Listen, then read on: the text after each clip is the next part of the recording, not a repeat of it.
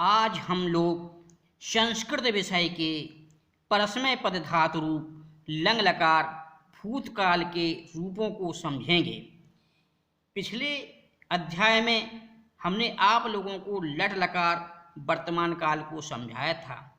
संस्कृत में 10 लकारें होती हैं, लेकिन यहाँ पे 5 लकारों का ही प्रयोग होता है। परस्मय पद धातु रूप धातु कौन सी है? पठ। पठ का अर्थ है पढ़ना। लंग लकार भूतकाल, जिस तरीके से इंग्लिश में पास्ट टेंस यानी कि भूतकाल का प्रयोग होता है, उसी तरह से संस्कृत में लंग लकार होती है। लंग लकार के लिए, भूतकाल के लिए लंग लकार का प्रयोग होता है। पुरुष, प्रथम पुरुष वह के रूप में प्रथम पुरुष, जिसे हम अन्य पुरुष भी कहते हैं। तू या तुम के लिए मध्यम पुरुष, मैं या हम के लिए उत्तम पुरुष। यहां पे आप लोग देखिए, प्रथम पुरुष के रूप एक वचन में अपठत, द्विवचन में अपठताम, यहां पे हलंत लगा हुआ है। बहुवचन में अपठन, यहां पे भी हलंत लगा हुआ है, यानी कि तीनों में हलंत है। अपठत में हलंत है, अपठताम में हलंत है और अपठन में हलंत है। एक वचन, द्विवचन, बहुवचन तीनों में हलंत का प्रयोग हुआ है प्रथम पुरुष में। मध्यम पुरुष में कि एक वचन में अपठा, यहां पे विसर्गों का प्रयोग हुआ है मध्यम पुरुष में। द्विवचन में अपठताम, अपठतम, मध्यम पुरुष के द्विवचन में अपठतम, यहां पे क्या लगा है? हलंत। बहुवचन में अपठत। उत्तम पुरुष में अपठम, यहां पे हलंत का प्रयोग हुआ है। द्विवचन में अपठाओ, बहुवचन में अपठाम। यहां पे आप लोग देखिए, एक वचन, द्विवचन, बहुवचन तीनों में हलंत का प्रयोग हुआ है। मध्यम पुरुष में कि एक वचन में विसर्गें और द्विवचन में हलंत का प्रयोग हुआ है। उत्तम पुरुष में कि एक वचन में हलंत का प्रयोग हुआ है। और कहीं पे भी उत्तम पुरुष में कहीं पे भी हलंत विसर्गों का प्रयोग नहीं हुआ है। इनके रूपों में लंग लकार भूतकाल के रूपों में आ पहले लगा हुआ है। आप इस बात को समझ लीजिए, लंग लकार भूतकाल के रूप में आ पहले शुरुआत में आता है। भूतकाल का अर्थ होता है बीता हुआ, जो बीत गया है।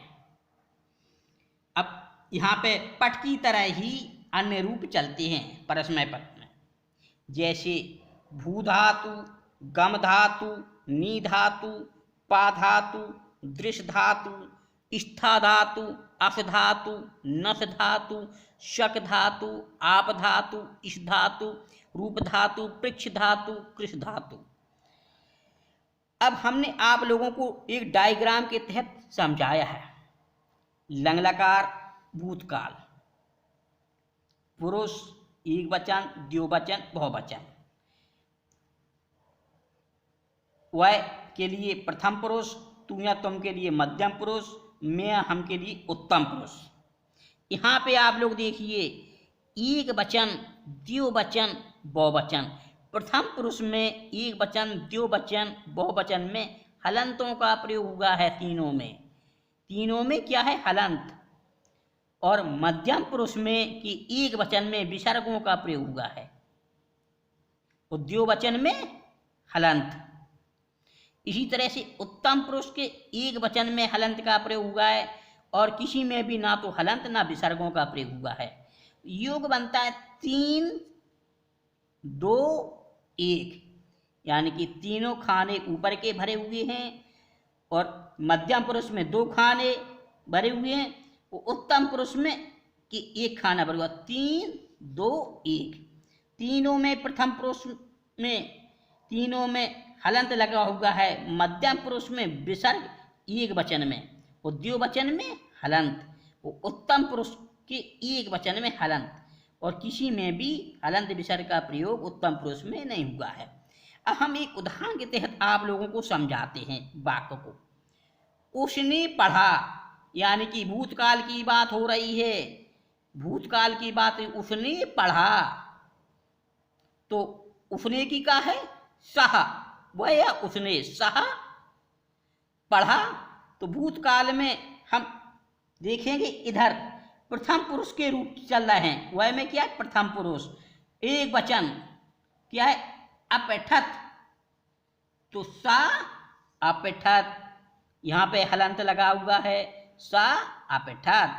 दूसरे वाक्य को समझेंगे हम दोनों ने पढ़ा, यानी कि किस पुरुष की बात हो रही है, ये हो रही उत्तम पुरुष की बात हो रही है। उत्तम पुरुष में हम दोनों में, यानी कि अहम आवाम, हम दोनों की क्या हुई आवाम, और इधर उत्तम पुरुष में क्या आया द्विवचन में, द्विवचन की बात है, तो अपठाओ, क्या हुआ आवाम अपठाओ। तीसरे उदाहरण को समझिए, तुम सबने पढ़ा, तुम सबने यानी कि मध्यम पुरुष की बात हो रही है यहाँ पे, तो तुम की क्या हुई तुम सब की, त्वम युवाम यूयम, तो तुम सब की क्या हुई यूयम।